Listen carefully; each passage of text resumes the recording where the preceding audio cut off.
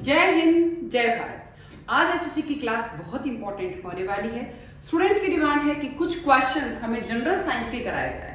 Ma'am हमारे science subject नहीं था इसलिए हमें साइंस के क्वेश्चन नहीं आते हैं, और ये कहने वाली है बिहार से, क्या नाम है उसका, शायद श्रिया नाम है उसका, बिहार से श्रिया बोलती है कि मैम हमारे साइंस नहीं था तो हमें साइंस के क्वेश्चन नहीं आते हैं, कुछ इंपॉर्टेंट क्वेश्चन साइंस के बता दीजिए। तो एग्जाम में जाने से पहले बस मेरे वीडियो को आपको सुन के जाना है और एग्जाम पास करना है। एग्जाम में जाने से पहले अपन 2 बार या 3 बार आपने वीडियो सुन लिया तो आपको पास होने से कोई नहीं रोक सकता। अगर एसएससी के सारे वीडियो आपने जीके के सारे वीडियो सुन लिए 2 से 3 बार तो एसएससी का सारा जीके क्लियर है। चलो बात करते हैं कुछ जीके के बारे में, जनरल साइंस के बारे में। साइंस क्या कहता है कि सपोज कि हमारे शरीर में जो है सबसे बड़ी ग्रंथि कौन सी है, सबसे छोटी ग्रंथि कौन सी है, सबसे छोटी कार्डियक स्टैपिस है, सबसे बड़ी फीमर जो कि अपनी थाइस में है। फिर बात करते हैं कि ब्लड को प्यूरिफाई करने का काम कौन करता है, किडनी करती है। दिन भर में हमारे यहाँ जो आयरन है वो जो ब्लड के अंदर आयरन होता है वो किस नाम से होता है, हीमोग्लोबिन होता है। अगर पूरे शरीर में ब्लड का सर्कुलेशन करना है तो कौन करता है, किडनी करती है। किडनी के द्वारा तो ब्लड प्यूरिफाई किया जाता है। पूरे शरीर के अंदर जो ब्लड ले जाने का, ब्लड जो ले जाया जाता है, मतलब ब्लड के द्वारा पूरे शरीर में मस्तिष्क तक पहुंचाने का काम जो है, अगर आपके पास 5 से 6 लीटर है, आपके शरीर में, पूरे शरीर में 5 से 6 लीटर ब्लड होना चाहिए। ठीक है। अगर कौन कौन से विटामिन है जिसकी कमी से कौन कौन से रोग हो जाते हैं, A, B, C, D, E, K। ए जो है उसकी कमी से आंखों का रोग रतौंधी हो जाता है। बी से बेरी, यानी अगर विटामिन बी की कमी है तो बेरी रोग हो जाता है। विटामिन सी से होता है स्कर्वी, विटामिन सी की कमी होती है तो स्कर्वी रोग हो जाता है। विटामिन डी जो है हमें प्रकाश सूर्य की किरणों से मिलता है, अगर उसकी कमी हो जाती है तो हमारी हड्डियों में प्रॉब्लम आती है। अगर हड्डियों का प्रॉब्लम है, विटामिन डी की कमी है, तो सुबह उठ के विटामिन डी को अपने को लेना चाहिए। तो इस तरीके से सी की कमी है तो खट्टे फ्रूट बहुत खाओ क्योंकि स्किन की प्रॉब्लम होने लग जाती है। फिर ई और डी क्या काम आते हैं, एक तो आता थक्का, ब्लड का थक्का के लिए, और एक काम आता है प्रजनन शक्ति को बढ़ाने के लिए। तो इस तरीके से सारे विटामिन का भी बैलेंस होना चाहिए। फिर पौधों में भी प्रकाश संश्लेषण की प्रक्रिया भी इंपॉर्टेंट है। पौधों की जड़ें जो है जमीन से जल और खनिज लेने का काम करती है, ये भी अपने को पता है। तो ये सब चीजें पढ़ते हैं अपन जनरल साइंस के अंदर। भाई थैंक यू आपको क्वेश्चन करने के लिए, और इसके कारण हमारे स्टूडेंट के बहुत सारे क्वेश्चन, इंपॉर्टेंट क्वेश्चन है, वो कंप्लीट हो जाएंगे। आज बात करते हैं कुछ इंपॉर्टेंट क्वेश्चन के बारे में। चलो, मानव शरीर की बहुत इंपॉर्टेंट क्वेश्चन है। चलो, मानव शरीर की सबसे छोटी हड्डी कौन सी होती है, स्टैपिस जो कि कान में होती है। मानव शरीर की सबसे बड़ी हड्डी फीमर होती है जो कि थाइस में होती है। मानव शरीर का रक्तचाप हाई वाला 120 होना चाहिए और लो वाला 80 होना चाहिए। अगर 80 से कम जाता है मतलब आपका लो ब्लड प्रेशर है, 120 से ज्यादा है मतलब आप हाई ब्लड प्रेशर वाले हैं, तो इसलिए चेक करते रहना चाहिए। ठीक है। वयस्क मानव शरीर में हड्डियों की संख्या कितनी होती है, 206। हम बड़े हो जाते हैं तो 206। छोटे बच्चे जो बिल्कुल बच्चे होते हैं उनमें होती है 300। बिल्कुल होते बच्चे में 300, पर हम में कितनी होती है, 206। नवजात शिशु में 300। लाल रक्त नवजात में 300, छोटे नहीं, नवजात में। लाल रक्त कणिकाएं कहां बनती है, लाल रक्त कणिकाएं बनती है अस्थि मज्जा। लाल रक्त कणिकाएं बनती है अस्थि मज्जा में, लाल रक्त कणिकाएं बनती है अस्थि मज्जा में। मानव शरीर का सामान्य तापमान कितना होता है, 37 डिग्री। मानव शरीर का तापमान कितना होता है, 37। वापस रिवाइज करते हैं। सबसे छोटी कान में होती है, सबसे बड़ी फीमर जांग में होती है। फिर अपना ब्लड प्रेशर हाई वाला 120, लो वाला 80 होना चाहिए। मानव शरीर में हड्डियों की संख्या 206 और नवजात शिशु में 300 होती है। फिर लाल रक्त कणिकाएं अस्थि मज्जा में बनती है, और मानव शरीर का तापमान 37 डिग्री। आरबीसी मतलब होता है लाल रक्त कणिकाएं, रेड ब्लड सेल्स, लाल रक्त कणिका। इसका जीवन काल कितना होता है, 120 दिन। इसका जीवन काल कितना होता है, 120 दिन, यानी 4 महीने। But WBC white blood cells का जीवन काल कितना होता है, 12 से 20 दिन। व्हाइट ब्लड सेल्स का जीवन काल कितना होता है, 12 से 20 दिन। मानव मस्तिष्क का भार कितना होता है, 1.4 किलोग्राम। 1.4 किलोग्राम होता है मानव मस्तिष्क का। अब देखिए, व्हाइट ब्लड सेल्स का 12 से 20 दिन और रेड ब्लड सेल्स का 120 दिन। फिर आता है ब्लड के बारे में। रक्त का लाल रंग किसके कारण होता है, हमारा ब्लड रेड कलर का होता है, इसका मेन कारण होता है हीमोग्लोबिन। इसका मेन कारण होता है हीमोग्लोबिन। फिर रक्त का पीएच मान कितना होता है 7.4, रक्त का पीएच मान कितना होता है 7.4, रक्त का पीएच मान कितना होता है 7.4। लाल कलर क्यों होता है हीमोग्लोबिन के कारण। 1.4 ग्राम हमारे मस्तिष्क का वजन होता है। फिर WBC व्हाइट ब्लड सेल्स का 12 से 20 दिन, रेड ब्लड सेल्स का 120 डेज लगभग। रक्त का पीएच मान लगभग 7.4। रक्त जमने में कौन सा विटामिन सहायक है, रक्त जमने में विटामिन के, रक्त जमने में विटामिन के, रक्त जमने में थक्का बनने में विटामिन के। रक्त में सबसे अधिक पाया जाने वाला तत्व क्या होता है, प्लाज्मा। रक्त में सबसे अधिक पाया जाने वाला कितना होता है, क्या होता है, प्लाज्मा। सबसे अधिक पाया जाने वाला होता है प्लाज्मा 55%। रक्त समूह की खोज किसने करी है, कार्ल लैंडस्टाइनर। रक्त समूह की खोज करी है कार्ल लैंडस्टाइनर। रक्त में ऑक्सीजन ले जाने वाला अंग क्या होता है, लाल रक्त कणिकाएं। रक्त में ऑक्सीजन ले जाने का काम करती है रेड ब्लड सेल्स, लाल रक्त कणिकाएं। मानव शरीर में रक्त की मात्रा होनी चाहिए 5 से 6 लीटर। थोड़ा सा भी कम हो जाता है तो हमको चक्कर आने लगते हैं, हीमोग्लोबिन की कमी हो जाती है, और लास्ट जब हेपेटाइटिस बी होने लगता है तो ब्लड खत्म, मतलब हम भी खत्म। ठीक है, 5 से 6 लीटर। रक्त में शक्कर का सामान्य स्तर 70 से 110। रक्त में ब्लड का स्तर होना चाहिए 70 से 110। 110 से थोड़ा भी ज्यादा मतलब आपको हाई ब्लड प्रेशर, और अगर 70 से कम है मतलब लो ब्लड प्रेशर। इंसुलिन का श्रवण अंग कौन सा होता है, अग्नाशय, पैंक्रियास। इंसुलिन का श्रवण अंग कौन सा होता है, इंसुलिन का श्रवण अंग होता है पैंक्रियास। इंसुलिन का श्रवण अंग होता है पैंक्रियास। रक्त में सफेद रक्त कणिकाओं का कार्य क्या होता है, सफेद रक्त कणिकाओं का कार्य होता है संक्रमण से बचाव करना। सफेद रक्त कणिकाओं का कार्य होता है किसी संक्रमण से बचाव करना। सफेद रक्त कणिकाओं का कार्य होता है संक्रमण से बचाव करना। विटामिन, रात में अंधापन किस विटामिन की कमी से होता है, रात में मंदे हो जाते हैं या होने वाले होते हैं, किसकी कमी से होता है, विटामिन ए की कमी से। विटामिन ए की कमी से, विटामिन ए की कमी से। स्कर्वी रोग किसकी कमी से होता है, विटामिन सी की कमी से। स्कर्वी रोग किसकी कमी से होता है, सी की कमी से। स्कर्वी रोग किसकी कमी से होता है, विटामिन सी की कमी से। अगर स्कर्वी स्किन का कोई भी रोग है तो सी खाना चाहिए, खट्टे फ्रूट्स। रिकेट्स रोग किससे होता है, विटामिन डी की कमी से। रिकेट्स रोग किसके कमी से होता है, विटामिन डी की कमी से। अगर धूप की कमी है, कुछ भी कमी है तो विटामिन डी नहीं मिलेगा, विटामिन डी नहीं मिलेगा तो फिर हमें क्या हो जाता है, रिकेट्स रोग। बेरी B1 की कमी से। पेलाग्रा रोग किससे होता है, विटामिन B3 की कमी से। पेलाग्रा रोग किसके कारण होता है, विटामिन B3 की कमी से। रक्त का थक्का जमना, विटामिन के। रक्त का थक्का जमना, विटामिन के। विटामिन सी का प्रमुख स्रोत खट्टे फ्रूट्स, खट्टी चीजें, आंवला। विटामिन डी का प्राकृतिक स्रोत होता है सूर्य का प्रकाश। अगर आप सुबह सुबह सूर्य के प्रकाश में बैठ जाते हो तो विटामिन डी मिलता है। विटामिन ई का कार्य होता है प्रजनन में सहायता करना। विटामिन ई का कार्य होता है प्रजनन में सहायता करना।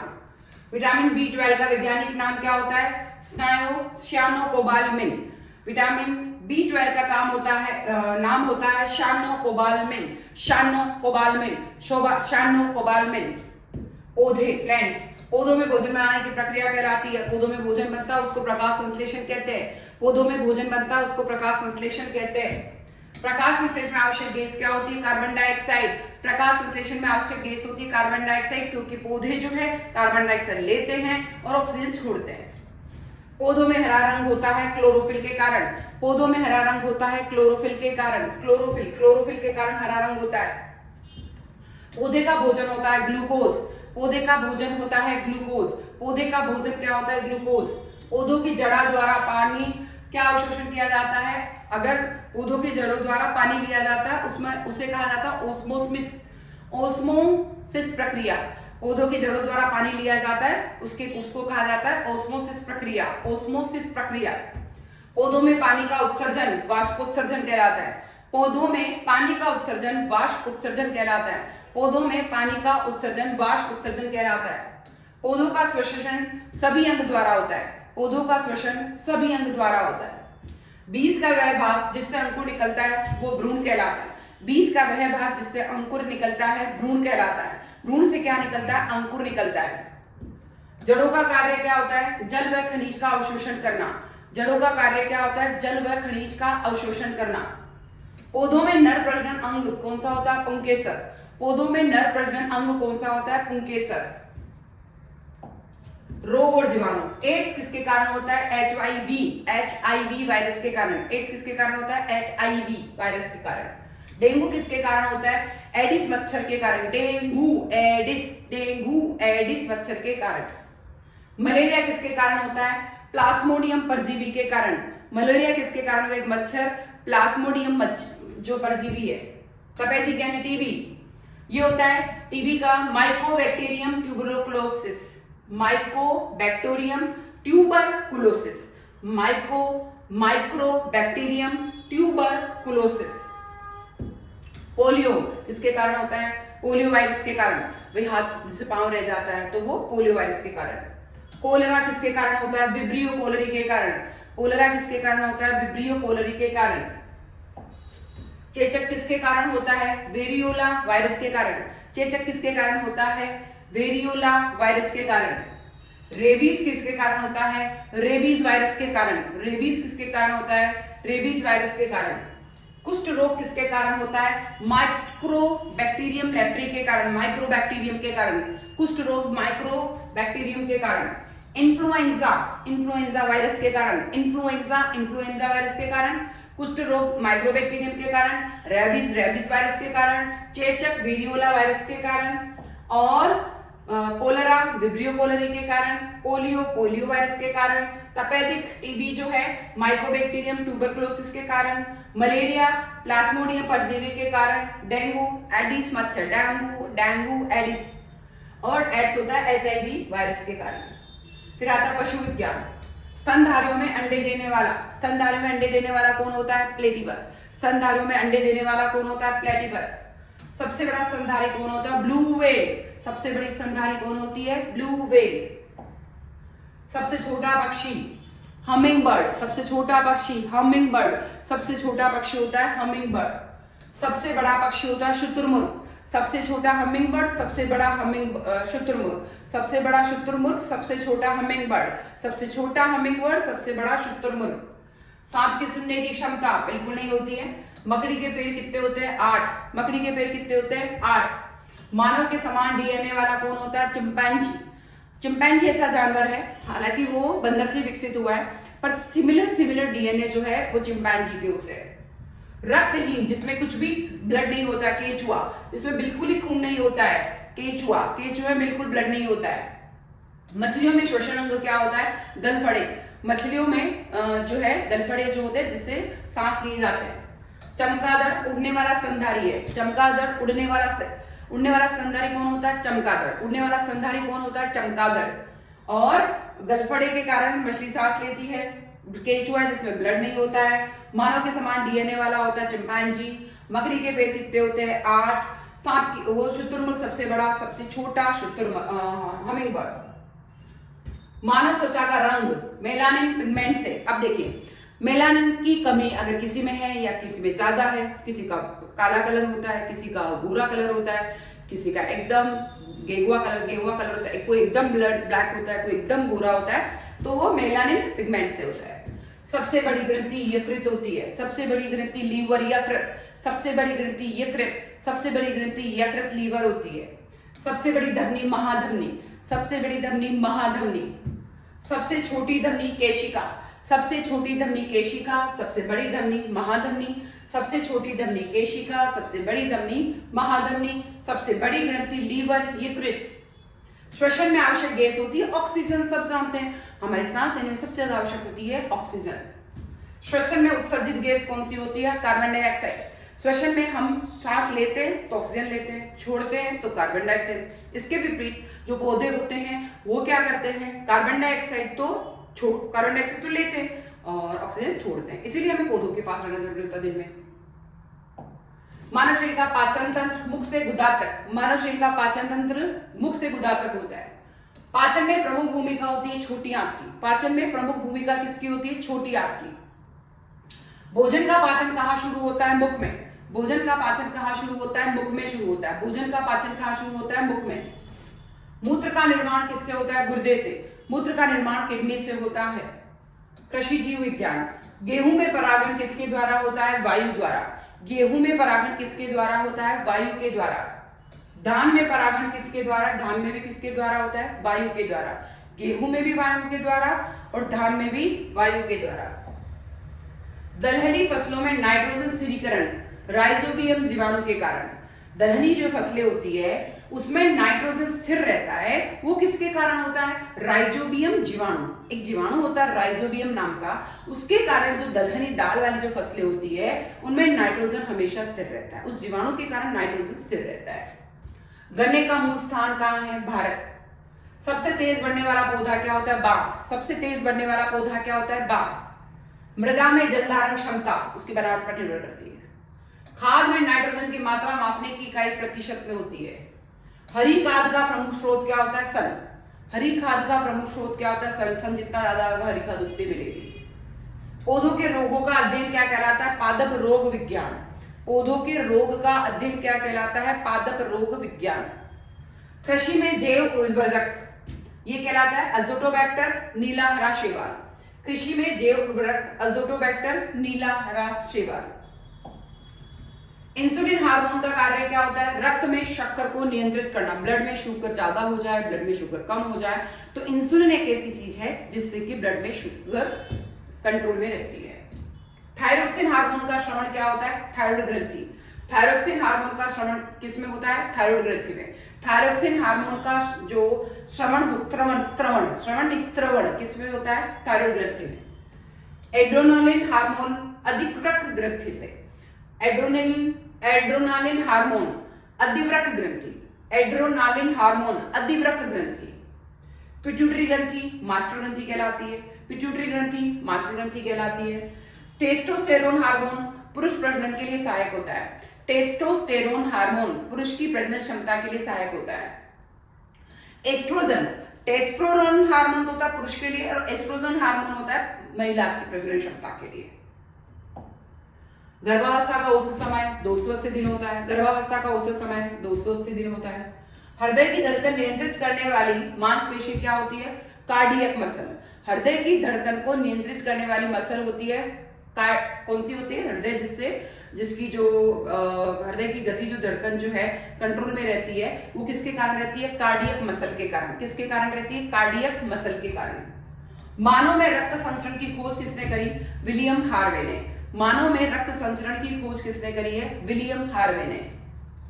डीएनए की संरचना बताने वाले कौन थे? डीएनए की संरचना बताने वाले वॉटसन और क्रिक थे। डीएनए की संरचना बताने वाले वॉटसन और क्रिक थे। मानव में रक्त संचरण की खोज करी विलियम हार्वे ने। और हृदय की नियंत्रण करने वाली मांसपेशी कार्डियक। और गर्भावस्था का औसत समय होता है 280 दिन। आरएनए का पूरा रूप ribonucleic acid. Ribonucleic acid. Ribonucleic acid RNA. DNA होता है डिक्सोरोबोन्यूक्लिक एसिड। फिर होता है सबसे बड़ा कोशांग होता है नाभिक। सबसे बड़ा कोशांग होता है नाभिक। कोशिका का पावर हाउस क्या कहलाता है? कोशिका का पावर हाउस कहलाता है माइटोकॉन्ड्रिया। कोशिका का पावर हाउस माइटोकॉन्ड्रिया। माइटोकॉन्ड्रिया क्या होता है? कोशिका का पावर हाउस। कोशिका के खोजकर्ता कौन है? Robert Hooke. कोशिका के खोजकर्ता कौन है? Robert Hooke. पौधों में जल वहन करने वाला ऊतक क्या होता है? पौधों में जल जो आता जाता रहता है वो जाइलम के कारण। किसके कारण होता है? जाइलम के कारण। जल वहन यानी जाइलम। जाइलम क्या करता है? जल वहन। जल वहन से जाइलम। जाइलम क्या करता है? जल वहन। पौधों में भोजन करने वाला ऊतक फ्लोएम। पौधों में भोजन वहन करने वाला ऊतक। पौधों में भोजन वहन करने वाला ऊतक होता है फ्लोएम और जल वहन करने वाला जाइलम। रक्त का सबसे बड़ा घटक होता है प्लाज्मा 55%। मस्तिष्क का संतुलन केंद्र होता है सेरिबेलम। मस्तिष्क का संतुलन केंद्र होता है सेरिबेलम। आंख का सबसे संवेदनशील भाग होता है रेटिना। आंख का सबसे संवेदनशील भाग होता है रेटिना। इस तरीके से बहुत ही इंपॉर्टेंट क्वेश्चन पढ़े हैं। बहुत अच्छी क्लास है। इन क्वेश्चन को करके जाना है। जो भी क्वेश्चन है उसको 3 बार रट लें, आपको 100% याद हो जाएंगे। ट्रिक से याद करेंगे तो बहुत अच्छा है। एग्जाम से जाने से पहले अगर 3 बार सुन लिए तो आपको पास होने से, मेरे अगर जीके जीएस के सारे वीडियो देख लिए तो आपको पास होने से कोई नहीं रोक सकता। मैं फिर आऊंगी, जल्दी आऊंगी। जय हिंद, जय भारत।